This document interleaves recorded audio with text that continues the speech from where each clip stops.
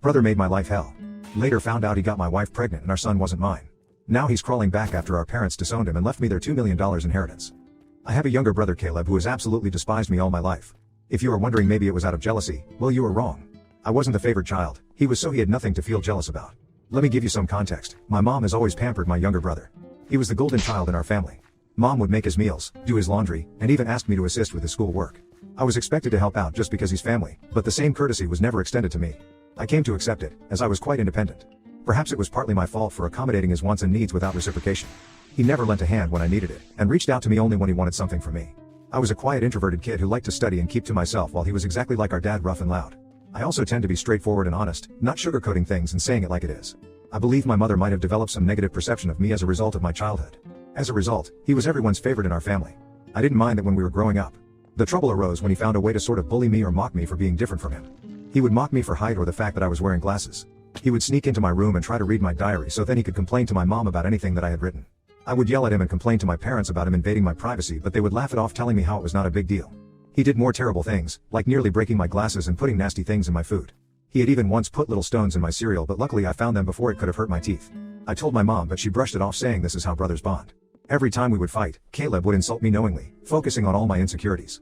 He and I went to the same school, so he was aware that I was being bullied by a couple of kids. He would show support to those kids instead of supporting me. He would join them in calling me names like the ugly loser or hairy monkey, and encouraging the bullies to physically harm me because, according to him, I was just a big failure. Another time we had a fight about something I can't remember, but it was probably something silly, and at the end of the fight he told me to kill myself. Other insults I could brush off easily, but that one really hurt because I was struggling with my mental health during that time. I'm doing better now. It just sucked to hear that my own brother wanted me to die.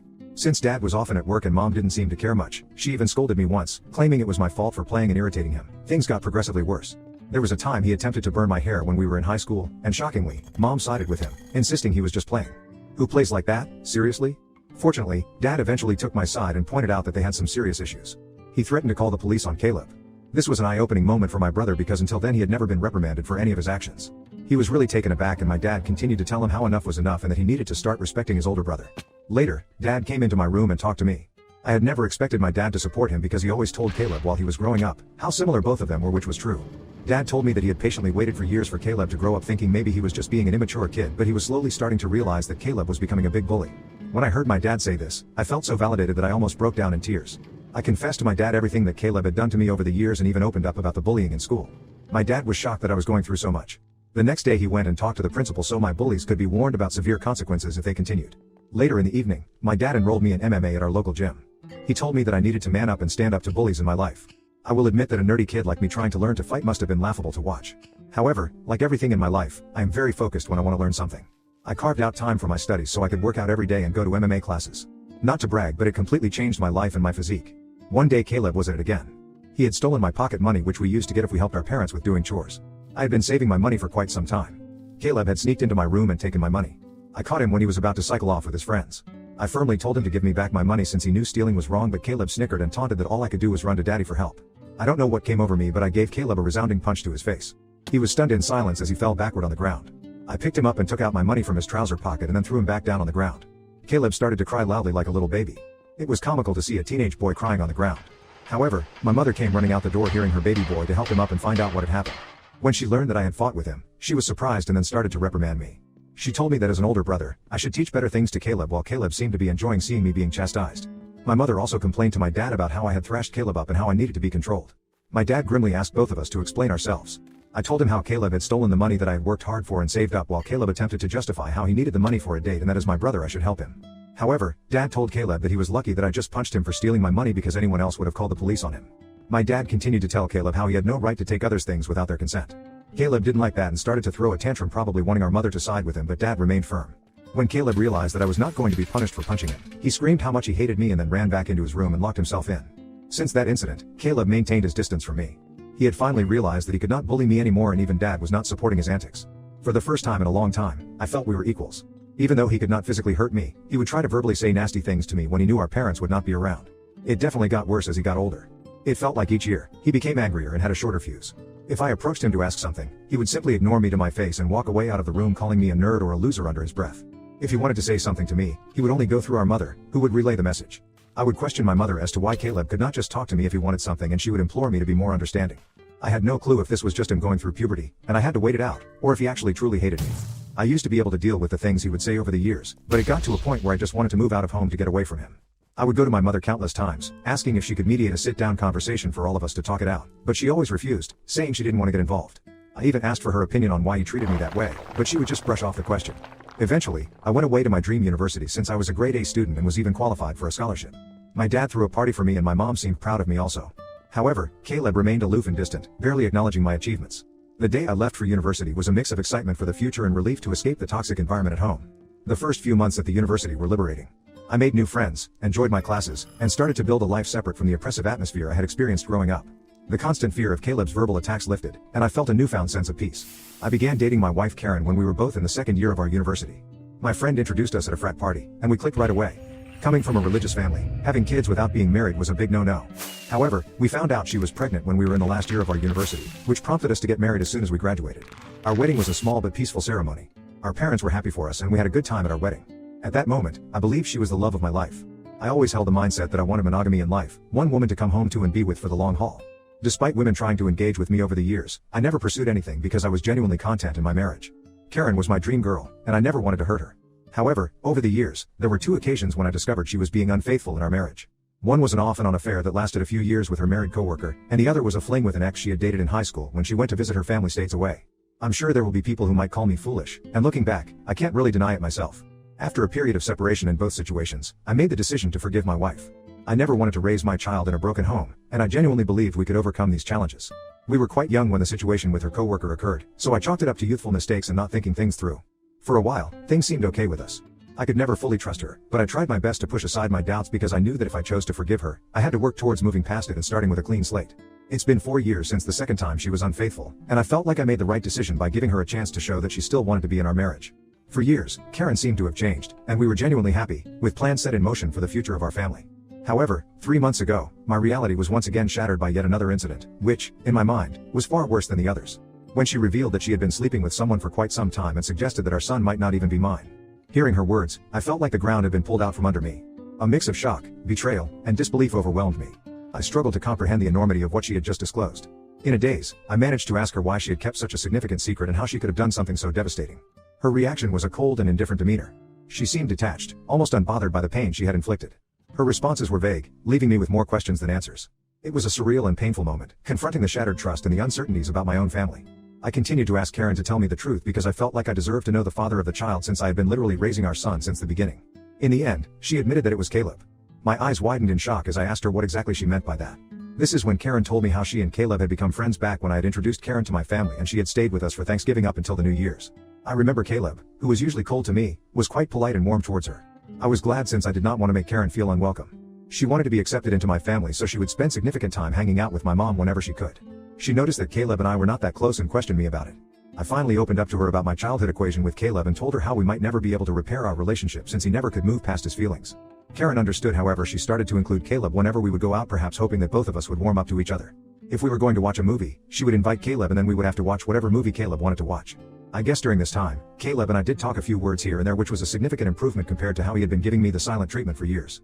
I do remember Karen and Caleb would hang out and play video games together, but I never thought much about it. Karen told me how one day Caleb opened up to her about his struggles and his recent breakup with his then ex-girlfriend. He seemed so vulnerable with her and they struck a friendship. She said how he would sometimes harmlessly flirt with her when I was not around, and apparently one thing led to another and she could not control herself anymore. I closed my eyes as the vision of my wife and brother sleeping together almost made me puke. She told me how guilty she felt after that and ran away from him. After that, she decided to go back home, which was true because my girlfriend had abruptly told me how she wanted to go back home when I thought she would be spending the New Year's with me. I tried to convince her to stay, but she was adamant that she had to go. After the holidays, when we met in college, once our classes resumed, she was back to her usual cheerful self, so I never questioned anything.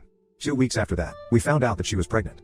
Now Karen told me that she had no idea whether it was really my child or Caleb's, and she had no way to find proof because I was already stepping up. She knew out of the two, I was a more dependable brother, so she decided to stay with me, and this is why we got married. I felt like my whole world was crashing down around me. The son I had loved and spent countless hours with may not even be mine. I questioned her if she had been sleeping with Caleb in the present times, and she nodded slowly. Karen told me how she and Caleb had always stayed in touch because their chemistry was undeniable. They would sneak off to hotels when she would lie to me that she was working overtime. She told me how half of her business trips were just romantic getaways with him. I asked Karen why she would even be married to me if she really wanted my brother, but Karen told me how she did not want to be the one to break off a marriage, and seeing how I was such a wonderful father to our son, she had stayed with me all this while. In her words, she had made a mistake and she didn't know when to stop. I simply told Karen that I was glad that she told me the truth and that I was going to pack up and move out. Karen started to cry and ask for my forgiveness, telling me how I was supposed to scream and yell at her, but here I was calmly thinking of my next move. I remained quiet while I walked to my cupboard and started packing some of my clothes into my suitcase. Karen kept saying how if I really loved her then I should try to at least fight for her, and mistakes happen in every marriage. When she realized that I was not going to do anything, she changed her tactic and told me how my son would be affected if we got a divorce and how children should not be brought up in a broken home. I reminded her how I may not even be the father, which then reduced her to tears, and she started to yell at me about being cruel and how I could easily walk away when I had been there for the child since his birth. It seemed like my wife believed there was nothing that could make me want out of our marriage. I guess it was partly my fault for letting a lot slide in the past. While I did have some love for her, it felt more like it stemmed from the fact that I thought we had a son together and had been together since college.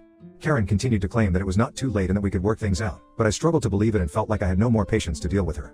Trust was a major issue for me, and her words felt empty. Even if I forgave her, I could never forget that she had slept with my own brother. I have always believed that people could make mistakes and be forgiven because we're all flawed, but this went beyond a certain limit. I left her crying on the doorsteps and checked into a hotel. The next day, I went straight to my parents and told them everything about my wife's affair with Caleb and how they had been sleeping together for years behind our backs. The shock on their faces was evident. My mother, true to her nature, initially tried to defend Caleb, telling me that this could not be true since her boy could never do something like this to his own brother. Determined to expose the truth, I requested my parents to remain silent and allow me to call Caleb right in front of them. I told them to not make a sound since this is how I could expose Caleb's true colors. I wanted him to think that it was just a private conversation between us so that he could hopefully let his guard down. As Caleb picked up, I laid it on to him and confronted him with the revelation of his affair with my wife. Initially, he denied it vehemently and refused to accept it. Then when I told him that Karen had admitted to everything, he started to blame Karen, labeling her as characterless. He told me that it was not his fault if women were attracted to him and that he was the better-looking brother. I told him firmly that I was going to expose him in front of everyone when Caleb mocked that no one would believe me and that he was the golden child anyway. I scoffed at his arrogance and thanked him for confirming the truth since our parents had heard everything. Caleb went quiet and then spluttered to explain himself, stumbling over his words in an attempt to salvage his image. My mother, still grappling with the shock, demanded an explanation from Caleb. He stuttered through a feeble attempt to justify his actions, blaming everyone else but himself and desperately trying to shift the blame onto Karen.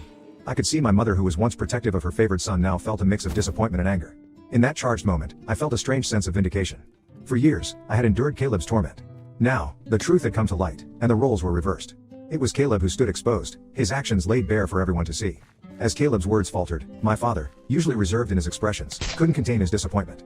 He asked me to pass him the phone and went off on him. Caleb, he began, his tone heavy with disapproval. What you've done is not just a betrayal of your brother but a betrayal of this family. You slept with your brother's wife and continued to sleep even after they got married. Your actions have consequences, and they have irreversibly damaged the trust we had in you. I raised both of you to value family, loyalty, and decency. What you've shown today goes against everything I've tried to instill in you. He paused, letting the weight of his words settle on Caleb's conscience. The disregard for your brother's feelings, the lack of respect for the sanctity of his marriage, it's unacceptable. You've not only hurt him but tarnished the bonds that hold us together as a family. I feel like me and your mom are to be blamed for what you have become now, and we will no longer let you get away with his behavior anymore. Starting today, I am cutting you off from the college funds that I set up for you. You can figure out on your own about your university fees. I will also not be funding your lifestyle anymore. You think it makes you more of a man to sleep with married women? Well, now let's see what happens to you when you don't have my money to depend on. I, on the other hand, maintained a composed demeanor throughout all this. Although I initially wanted to scream at Caleb, watching my dad punish him was the ultimate vindication. I had exposed his true nature, and it was clear that he had underestimated the consequences. My mother, Caleb, persistent in his protests, continued to justify himself, but my father swiftly ended the call, shutting down Caleb's attempts to explain away his actions. My mom came up to me and hugged me. It had been a while since we shared such a moment, but in that embrace, there was unspoken understanding and support amid the family turmoil. She apologized to me that she had not believed me all this time. I felt like my 14-year-old self would never have imagined this moment being vindicated and embraced by my mother. After that, my dad helped me find a good lawyer so I could divorce Karen. She and her lawyer tried to fight dirty by asking me for alimony since I earned more than her, but luckily her affair played heavily in my favor. We also had a paternity test for my son, and it was determined that Caleb was indeed the father of the child. I can't begin to write how painful it was for me to digest this news. It was worse than when Karen told me that she had been cheating on me. I felt so pissed that my son didn't belong to me. However, I guess God works in mysterious ways because I decided to stay strong throughout all this. Karen begged me that I should keep visiting my son since he should not be punished for all this, but I just could not bear to see him. He reminded me of Caleb and I hated it. After my divorce was finalized and I was finally free, I moved into my own bachelor pad. It felt surreal living on my own since I had got married so young and never really lived on my own. However, since I had always been independent, I was quick to adapt to my bachelor lifestyle and I honestly loved it. 2 weeks ago, my dad called me to let me know that he had been thinking of changing his will since he didn't want to give Caleb anything. If there's one thing to know about my dad, it is that he is extremely stubborn. Since he had made up his mind that he wanted nothing to do with Caleb, he had kept his word. Caleb tried to reach out to our parents and even showed up at their doorstep begging them for forgiveness, but he was not even allowed inside. My mother, who usually caves into Caleb's tantrums, also seems to be done with him, although it must be hurting her the most. Throughout all this, Caleb didn't even once send me a text to apologize for what he had done, so clearly he didn't even regret it. He was just sad about being cut off from our parents. Well, Dad told me that he would be leaving everything behind to me. Just to ensure that Caleb doesn't protest later, he would be leaving him with only $1. My eyes widened in shock, as my dad had worked really hard his whole life. Including his assets, retirement fund, and life insurance, it would come up to almost $2 million. The only clause in his will was that if my dad passed away before my mom, she would continue to live in their house even though the ownership would go to my name. Of course I didn't mind this since I would want to take care of my mom until her last days. I don't know how but Caleb found out about all this, and since he can't reach my parents, he called me yesterday trying to mend things right between us. He told me how he had been having trouble keeping up with college and that after Karen had found out about the paternity of the child, she had been pestering him about child support. He told me that he had no money and was looking for part-time jobs yet could not find anything. He begged me to talk to our family so we could start fresh since he really needed my help. I started to laugh at his face and told him that I was so done with him and that he should have thought about all this before sleeping with my wife and getting her pregnant. Caleb started to argue that I was being unfair and that she was to blame also, to which I agreed and reminded him how I did divorce her and now she was his responsibility, so he should not be calling me complaining about her or her child since this was the consequences of his own actions. Caleb started to raise his voice, but I cut him off and reminded him that he was no longer the favored child in the family but the black sheep who slept with his own brother's wife. Caleb started to cry at this point and told me how everyone had been shitting on him including our grandparents and relatives, which was true, but this was no longer my concern. I told him that we were done and to never call me again since I was no longer his brother. Since then, I have been replaying the conversation over and over in my head. Although I hate my brother, I had never heard him cry, at least not since we grew up. I won't lie, but it did hurt me a bit that he was this helpless. So I guess I'm here to ask if I should talk to our parents about him, or would I be in a hole if I don't? Update 1. Hi everyone. A lot of you have been asking me as to why I am no longer in contact with my son Henry, and some of you have also called me cruel. Well, I am sorry to say this, but I don't feel comfortable raising another man's child. This is not a stepson scenario. In this case, I was led to believe that he was my son, and then I discovered that he was in fact my brother's son. Of course I am hurt and I have cried over it for days, but then the reason I don't want any contact with Henry is because I no longer want Karen in my life. If I talk to her child, she will find a way to snake her way into my life again, and I need my own space. You can call me cruel or selfish, but I can't see him ever again, or at least until a very long time. Update 2. Most of you have correctly guessed that it was in fact my mother who told Caleb about my dad changing his will, and he called me as a last resort to mend things. I did confront her in front of my dad and she broke down. She told me how I had punished Caleb enough and that he had learned his lesson. My dad firmly told my mother that if she felt what Caleb did was forgivable, then he could no longer stay married to her since he could never forgive him for this betrayal. His threat seemed to shut my mother up. My dad made it clear to her that if she ever talked with Caleb and we found out, then she could pack her bags and just leave him. Like I said, my dad is a very stubborn guy. Hopefully, my mother will learn from her mistakes. Update 3. Hi Reddit. It's been 5 months since my last update. My relationship with my parents has improved in the last couple of months. My dad and I go golfing every weekend and he behaves with me more like a buddy than my own father. My mother, even though she misses Caleb, has stayed away from him. The last I heard about Caleb was from my cousin, who told me how Caleb had been asking everyone for money and in the end, had to drop out of college when he could not afford to pay his fees anymore. He and Karen are living together and he even has a job as a part-time mechanic apparently. I think they are raising Henry together, which is a good thing I guess. I never bring up Caleb in my discussion with my parents and neither do they. For everyone asking, I am doing quite well. I was promoted at my job 2 months ago, so my salary has improved significantly. I haven't been dating anyone since I feel like I still need time and space to heal. I have been going for a few therapy classes, so I guess we will see how that works out.